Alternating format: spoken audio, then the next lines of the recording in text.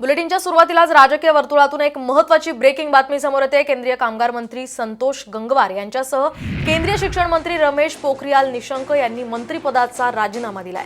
त्याचबरोबर सदानंद गौडा, केंद्रीय राज्यमंत्री देवश्री चौधरी यांनी आपल्या पदाचा राजीनामा दिलाय। दरम्यान थावरचंद गेहलोत यांनी सुद्धा आपल्या पदाचा राजीनामा दिलाय। थावरचंद गेहलोत यांची कर्नाटकच्या राज्यपालपदी नियुक्ती झाली आहे, तर रावसाहेब दानवे आणि संजय धोत्रे यांनी सुद्धा राजीनामा दिल्याचं सूत्रांकडून समजतंय। आताची ही महत्त्वाची बातमी आपण पाहतोय। दरम्यान या संदर्भात अधिक माहिती जाणून घेऊयात। आमचे प्रतिनिधी विहंग ठाकूर हे आमच्यासोबत थेट जोडले गेलेत। विहंग, आपण पाहतोय आज केंद्रीय मंत्रिमंडळाचा हा विस्तार होणार आहे आणि त्याच पार्श्वभूमीवर काही मंत्र्यांनी आपले राजीनामे दिले आहेत। काय नेमकी माहिती मिळते सध्या?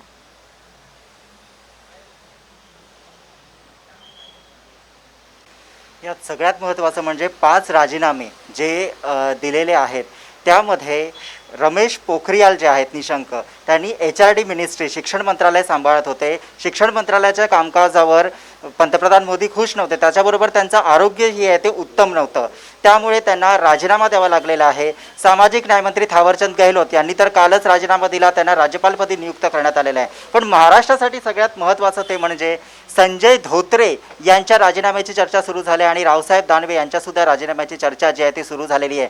यामध्ये सगळ्यात महत्त्वाचं म्हणजे HRD शिक्षण मंत्रालय जे आहे त्याच्या कामकाजावर पंतप्रधान नरेंद्र मोदी नाखुश होते, त्यामुळेच कॅबिनेट मंत्रीपदी असलेले रमेश पोखरियाल यांना राजीनामा द्यावा लागला। त्याचबरोबर संजय धोत्रे यांचं सुद्धा मंत्रिपद जे धोक्यात आहे, सूत्रांच्या माहितीनुसार त्यांनाही राजीनामा देण्यास सांगितलेला आहे। कुठल्याही क्षणी आपल्यासमोर जी आहे ही बातमी येऊ शकते की संजय धोत्रे यांनी सुद्धा राजीनामा दिलेला आहे, कारण पंतप्रधान नरेंद्र मोदी हे शिक्षण खात्याच्या कामकाजाविषयी संतुष्ट नाही आहेत।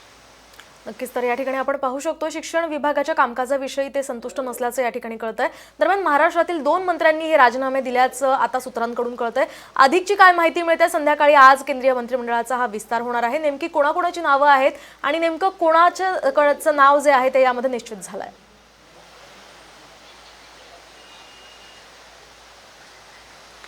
आज ज्या मंत्र्यांनी भेट घेतलेली आहे किंवा जे संभाव्य मंत्री आहेत त्यांनी जी भेट घेतली आहे त्यामध्ये नारायण राणे, महाराष्ट्रासाठी महत्त्वाचं म्हणजे नारायण राणे यांचं कॅबिनेट मंत्रीपद जे आहे ते निश्चित आहे।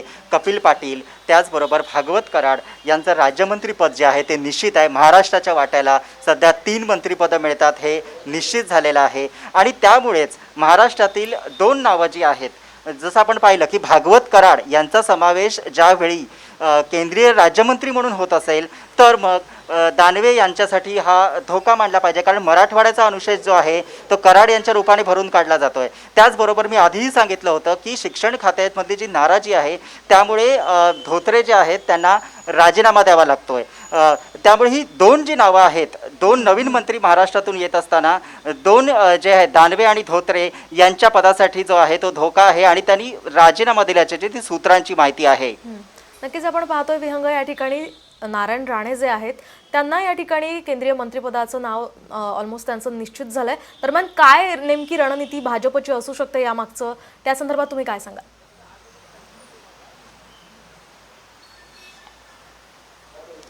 यामध्ये सगळ्यात महत्त्वाचं म्हणजे आपण पाहिलं की जो अनुशेष आहे, आपण जर महाराष्ट्राचा विचार केला तर कोकणामधून नारायण राणे यांचा विचार केलेला आहे। नारायण राणे हे फक्त कोकणाचं नेतृत्व नाही, संपूर्ण महाराष्ट्राचं आहे। तरी पण जर आपण दक्षिण कोकणाचा विचार केला, सिंधुदुर्ग आणि रत्नागिरी इथे भाजपचा कोणताही प्रभाव नाही आहे। अशा स्थितीमध्ये नारायण राणे जे आहेत ते प्रभावी नेतृत्व जे आहे ते कोकणातून करू शकतात। त्याचबरोबर कोकणी माणूस आहे, कोकणातली जे व्यक्ती आहे ते मुंबईमध्ये मोठ्या प्रमाणात राहतात, त्यामुळे आगामी BMCचं जे इलेक्शन आहे त्याच्यामध्ये सुद्धा राणेंच्या नेतृत्वाचा जो आहे तो फायदा हा भाजपला होताना दिसेल, कारण शिवसेनेला जर डिवचायचं असेल तर नारायण राणेंना पुढे करणं हे गरजेचं आहे। अशा स्थितीमध्ये नारायण राणे यांचा केंद्रीय मंत्रिमंडळामध्ये जो समावेश आहे तोही महत्त्वाचा आहे। त्याचबरोबर जर आपण पाहिलं तर भागवत कराड हा एक OBC चेहरा जो आहे तो मराठवाड्यातून जो आहे तो पुढे केला जातो आहे।